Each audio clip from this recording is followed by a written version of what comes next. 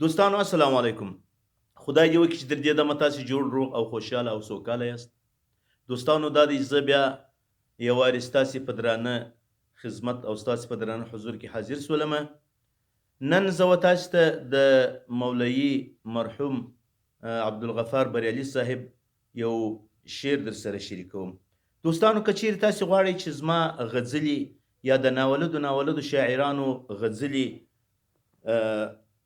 طلب کوئ یا یې خواهش لرئ یا یې شوق لرئ نو تاسې په یوټیوب کې زما د چینل طلب وکئ چې هغه په دا نامه سره دی پښتو غزل. نو هر وخت چې مو د یوټیوب چینل خلاص کړئ او بیا زما چینل در سره سبسکرایب کړئ او بیا چې کوم هغه د ګنټۍ نښان راځي و هغه ته هم داسې یو د ګوتې اشاره ورلره ورکړئ. اوس زه تاسو ته وایم د بریالي عبدالغفار صاحب یو په زړه پورې شعر یعنی غزل چې عنوان یې دی د هغې غزلې د وصل لذت. ناصح راته مه وایه نور چپو گچ گفتار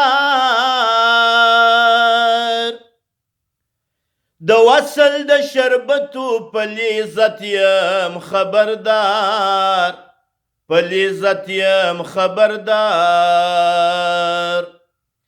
ناصح راته مه وایه نور چپ و راست گفتار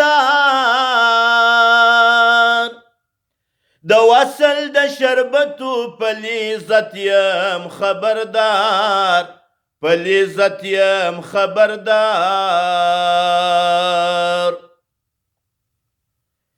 د زړه په خلوتګاه کې اعتکاف د صنم ښه دی د زړه په خلوتګاه کې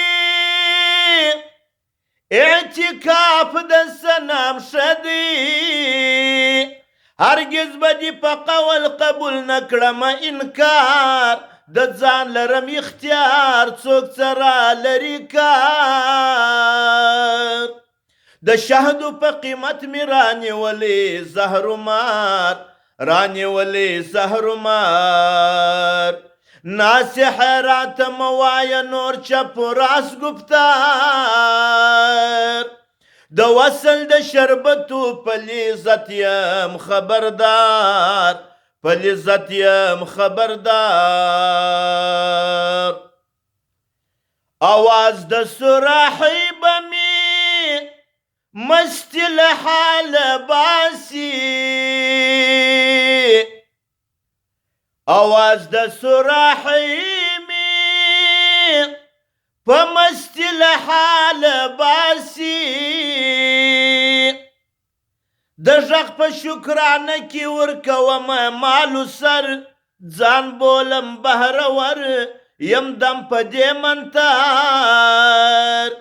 حلقه په غاړه خوښ یم د ترکو پر بازار د ترکو پر بازار. ناصح راته مه وایه نور چپ و راست گفتار د وصل د شربتو په لذت یم خبردار په لذت یم خبردار. مسلک د مینوشي مې ازلي نصیب ګټلی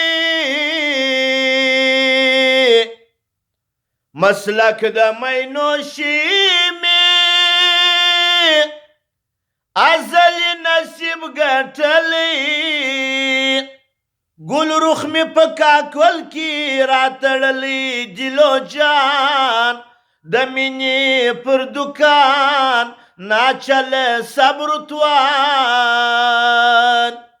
عبس راته زاهد درس د تقوا کړي هر سهار د تقوا کړي هر سهار. ناصح راته مه وایه نور چپ و راست گفتار د وصل د شربتو په لذت یم خبردار په لذت یم خبردار. عزت او ریاضت می در ناصحه